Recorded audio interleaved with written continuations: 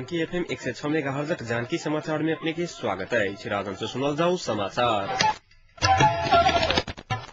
एकनू का मुख्य समाचार।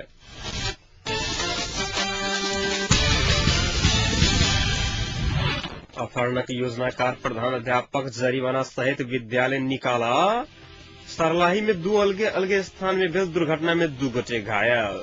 पेट्रोलियम पदार्थ के मूल्य वृद्धि के विरोध में विभिन्न संगठन सब द्वारा विरोध। बढ़ल मोड़ फिरता के संभावना नहीं रहल आपूर्ति राज्य मंत्री चौधरी के कहब। प्रधानमंत्री गिलानी आज सर्वोच्च अदालत में हाजिर। मिथिलांचल T10 क्रिकेट टूर्नामेंट के 4 दिन आज 2टा खेल भेल।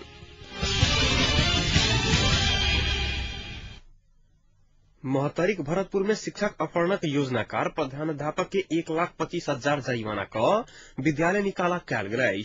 श्री नेपाल राष्ट्रीय निम्न माध्यमिक विद्यालय कालीपुर 7 भरतपुर का निवर्तमान प्रधानाध्यापक राम दुलारी महतो वर्तमान प्रधानाध्यापक भरत प्रसाद सिंह के फोन क विद्यालय में हाजिर नहीं होबा देव सशक्त समूह परिचालन कला बाद अभिभावक सब महतो के जरिमाना क विद्यालय निकाला केने आइछ।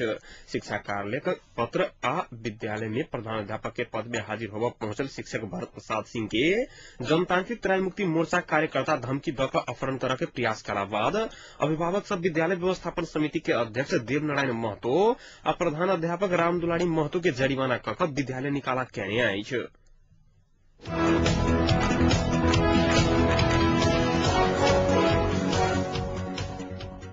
सर्लाही हरिवन में आई भोर भेल 2 अलग अलग सवारी दुर्घटना में पड़ी 2 गोटे गंभीर घायल भेल। हरिवन स्थित इलाका पहरी कार्यालय के अनुसार पूर्व पश्चिम लोकमार्ग अंतर्गत हरिवन 6 में बागमती से हरिवन तरफ अवैध काल ना 2 6390 नंबरक ट्रैक्टर ठक्कर से साइकिल यात्री ढुंगरे खोला गांवी से वार्ड नंबर 3 रानिहार जय बहादुर मोक्तान गंभीर घायल भेल। घायल 20 वर्षीय मोक्तान के हरिवन स्थित नमूना अस्पताल में उपचार होबा नहीं सकला पर भरतपुर अस्पताल पठाओल गेल पुलिस जनौलक। तहिना आइए भोर हरिवन 9 में माइक्रो से उत्तराकाल खींच कर एक व्यक्ति गंभीर घायल भेल। प्रहरी अनुसार नया रोड भोर हरिवन 9 में माइक्रो बस उत्तराकाल लालबंदी तरफ जा रहल एक 2644 नंबर के माइक्रो में सवार गढ़ैया डुमरिया गावी से वार्ड नंबर 7 के 60 वर्षक जोगेंद्र शाह उतर खोजला पर खींच कर घायल भेल। घायल शाह के हरिवन नमूना अस्पताल में उपचार भ रहल पुलिस जनौलक। दोनों घटनाक सवारी आ चालक हरिवन स्थित इलाका प्रहरी कार्यालय के नियंत्रण में राखल गेल।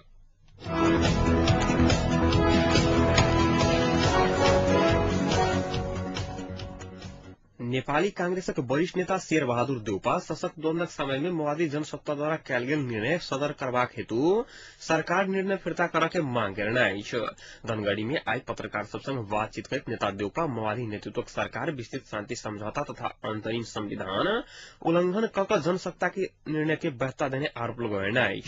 जनसत्ता द्वारा कैल गेल घर जमीन अपराध संबंधी निर्णय के वैधता देबा के सरकारक निर्णय से शांति संविधान लेखन कार्य ओजराहट में पड़ल देउपा के कहब छल।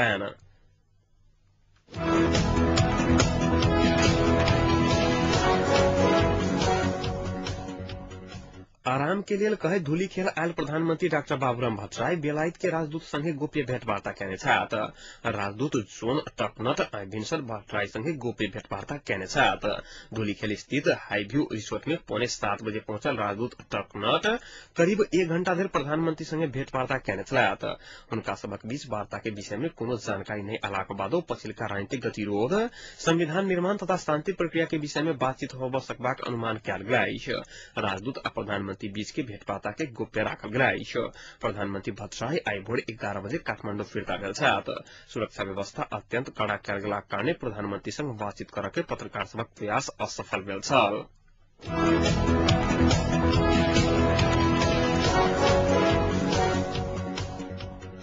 माओवादी वैध पक्षक असहमति के कारण संवैधानिक समिति आजुक बैसार कोनो निर्णय नहीं क सम्पन्न भेल। उप समिति में सहमति भेल विषय अनुमोदन करब बैसल संवैधानिक समिति बैसार में उप समिति संयोजन पुष्पकमल दाहाल प्रचंडक अनुपस्थिति आ वैध पक्षक असहमति से कोनो भी विषय अनुमोदन होब नहीं सकल नेता सब बतौने आइछ। नेपाली कांग्रेसक उपसभापति रामचंद्र पौडेल आजुक बैसार में जमीन के हदबंदी आ नागरिक के अनिवार्य सैनिक तालीम के विषय में छलफल भेल बतौने छथि। राष्ट्रीय जनशक्ति पार्टी सह अध्यक्ष प्रकाश चंद्र लोहनी प्रचण्डक अनुपस्थिति में बैसार के कोनो औचित्य नहीं रहल बतौने छलात। एमाले नेता छविलाल विश्वकर्मा दल सबक असहमति से संविधान निर्माण कार्यतालिका प्रभावित होबे की संभावना बढ़ल बतौने छलात।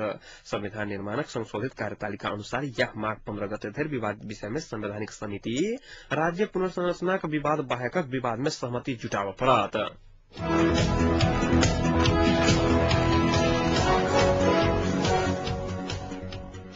सरकार पेट्रोलियम पदार्थ के मूल्य बढ़ाने विरोध में नेपाली कांग्रेस आ एकीकृत नेकपा माओवादी के विद्यार्थी संगठन सब आज प्रदर्शन तथा चक्काजाम केने छल। बढ़ाओल गेल मूल्य फिर्ता कर के विद्यार्थी सबके सहूलियत दर में पेट्रोलियम पदार्थ के व्यवस्था करवाक सहित के मांग रखैत विद्यार्थी संगठन सब प्रदर्शन केने छल। कांग्रेस निकट नेवी संघ आ माओवादी निकट विद्यार्थी संगठन अनेरा सुबी क्रांतिकारी आज भिनसरे से उपत्यका सहित विभिन्न सरकारी कैंपस आगा अलगे अलगे रूप में प्रदर्शन केने छल। तहिना आइए विद्यार्थी सब संयुक्त रूप में विमर्श करे थप विरोध के कार्यक्रम सार्वजनिक करत नेवी संघ के प्रचार प्रसार विभाग प्रमुख राम प्रसाद अधिकारी जानकारी देने छात। नेपाल ऐन निगम कल पेट्रोल के हाल के मूल्य में वृद्धि करैत 105 रुपैया खाना पकावे वाला एलपी गैस में प्रति सिलेंडर बढ़ाकर 1500 रुपैया पहुंचौलक। 76 रुपया में उपलब्ध भ रहल मट्टी तेल और डीजल में 9 रुपया बढ़ाकर 85 रुपया कायम कलक। पेट्रोल के 114 रुपया कायम केने आई छ। एहि बीच संयुक्त विद्यार्थी संगठन धनुषा पेट्रोलियम पदार्थ में भेल मूल्य वृद्धि के घोर निंदा कलक आई छ। संगठन मूल्य वृद्धि के विरोध में आई सांझ 5 बजे मसाल जुलूस प्रदर्शन केने आई छ। तहिना कैदी संगठन 9 बजे से 10 बजे धरि चक्का जाम कर के निर्णय समेत केने आई छ।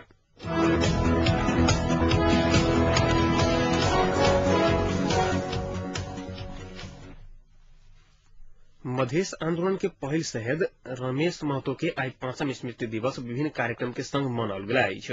शहीद महतो के 5वीं स्मृति दिवस जनकपुर सहित देशभर विभिन्न संघ संस्था तथा विद्यार्थी सब विभिन्न कार्यक्रम करैत मनाओलक छ। मधेश आंदोलन के क्रम में सिराहा के विद्यार्थी रमेश महतो के हत्या भेल छलाक। शहीद महतो के स्मृति में आई नेपाल कुशवाहा विद्यार्थी समाज जनकपुर एक दिन के लेल 1 बजे से कुशवाहा कुट्टी साकेत नगर में कविता गोष्ठी के आयोजना केने छल। तहिना मधेसी स्वास्थ्य कर्मी फोरम नेपाल धनुषा जन स्वास्थ्य कार्यालय के प्रांगण में रक्तदान कार्यक्रम के आयोजना केने छल। तहिना आइए सांझ में विद्यार्थी सब जानकी मंदिर के प्रांगण से मेनबत्ती जुलूस निकाल के कार्यक्रम रखने बताओल गेल छ। एहि बीच शहीद रमेश महतो के बलिदानी दिवस के अवसर में आई सिरहा में मधेशवादी दल सबक नेता सब के एकटा मंच में आमंत्रण कयल गेल छ। बलिदानी दिवस के संपूर्ण तैयारी पूरा भ चुकल मूल आयोजक शहीद रमेश कुमार महतो स्मृति प्रतिष्ठान जनौलक छ। कार्यक्रम में सूचना तथा संचार मंत्री जयप्रकाश गुप्ता, बिना विभागीय मंत्री राजलाल यादव सहित के मधेसी मोर्चा के केंद्रीय नेता सबके उपस्थित रहल बताओल गेल छ। मधेश आंदोलन के क्रम में शहीद भेल संपूर्ण शहीद परिवार के एकेटा मंच में उपस्थित करा सम्मान कयल गेल प्रतिष्ठानक महासचिव राकेश गुप्ता जानकारी देने छथि। तहिना मधेसी जनताकार फोरम नेपाल आ शरद सिंह भण्डारी के दोसर खेमा सिरहा सदरमुकाम सिरहा में दुटा मंच मार्फत बलिदानी दिवस मनाओल गेल बुझबा में आयल छ। बलिदानी दिवस के अवसर में गणतांत्रिक फोरम सेहो आई लाहन अस्पताल में रोगी सबके फल फूल वितरण कयलक छ।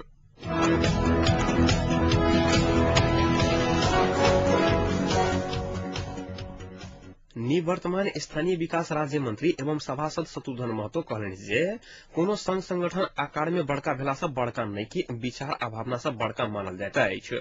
विचार आ भावना के लिए अपन उद्देश्य के साथ आगा बढ़ला पर फल अवश्य पाए भेला से अड़िग भका आगा बढ़ा प्रभाव में जोड़ दिलन। नेपाल कुशवाहा विद्यार्थी समाज जनकपुर के 22वां वार्षिकोत्सव कार्यक्रम में प्रमुख अतिथि के रूप में वरिष्ठ सभासद महतो कोनो विचार के आगा बढ़ावे में समाज की भूमिका सेहो महत्वपूर्ण रहल बतौने छलाह।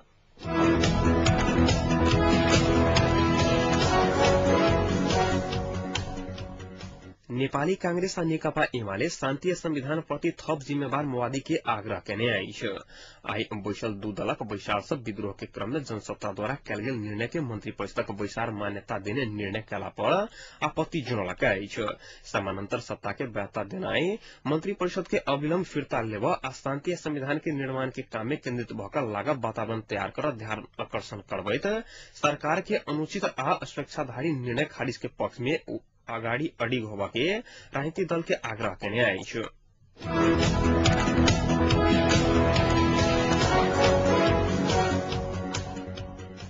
आपूर्ति राज्य मंत्री विष्णु प्रसाद चौधरी तत्काल बढ़ल मोल घटक के संभावना नहीं रहल बतौने छथि।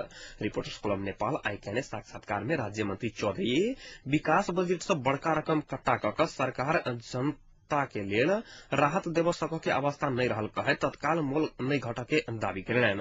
वो सरकार जनता के कोना का राहत देव सकैया तही विषय में छलफल भ रहल जानकारी दैत सरकार संग उपयुक्त संयंत्र नहीं रहल कहे राहत के दुरुपयोग होबे के संभावना रहल से हो तत्काल मोल में कमी नहीं होबे के संभावना रहल वो खुलासा कयलैन।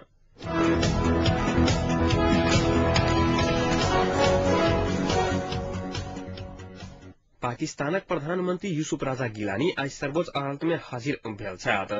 प्रधानमंत्री गिलानी राष्ट्रपति आसिफ अली जरदारी के विरुद्ध में एक भ्रष्टाचार के विषय में दोसर बेर छानबीन करे के आवेदन नहीं कैने छथि। वही के बाद सर्वोच्च अदालत गिलानी अदालत में मनामानी कैने कहैत कार्रवाई शुरू कैने छल। सर्वोच्च अदालत प्रधानमंत्री गिलानी के दोषी ठहराला पर गिलानी कोनो भी सरकारी पद में नहीं रह पाओत बीबीसी जनौने अछि।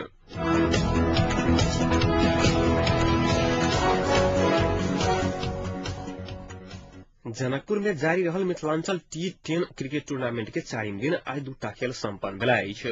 रोबाइल यूथ क्लब के आयोजना में कवर हल नजीकक खेल मैदान में भ रहल एहि टूर्नामेंट में आई भेल पहिल खेल में RK11 आ इस्लामिक वेलफेयर सोसाइटी टीम बीच प्रतिस्पर्धा भेल छल।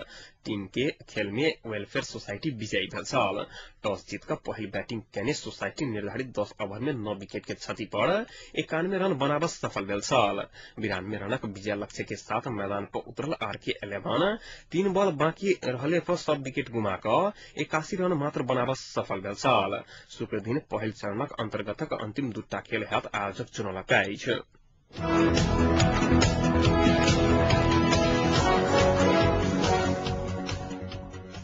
आप तापक्रम एखन जनकपुरक तापक्रम 17 डिग्री सेल्सियस रहल अछि।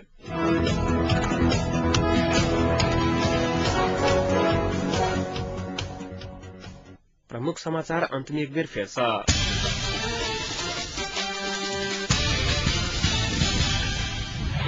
अपहरण के योजनाकार प्रधानाध्यापक जरिमाना सहित विद्यालय निकाला। सरलाही में 2 अलगे अलगे स्थान में भेल सवारी दुर्घटना में 2 गोटे घायल। पेट्रोलियम पदार्थ के मोल वृद्धि के विरोध में विभिन्न संगठन सब द्वारा विरोध। बढ़ल गेल फिरता के मोल संभावना नहीं रहल आपूर्ति मंत्री के कहब। प्रधानमंत्री गिलानी आज सर्वोच्च अदालत में हाजिर। मिथिलांचल T10 क्रिकेट टूर्नामेंट के 4म दिन आज 2टा खेल भेल। संग एखनुका जानकी समाचार एतै संपन्न होते पुनः जानकी समाचार संग उपस्थित रहबेटा करब तातिर सुनते जानकी FM 106 मेगाहर्ट्ज। नमस्कार।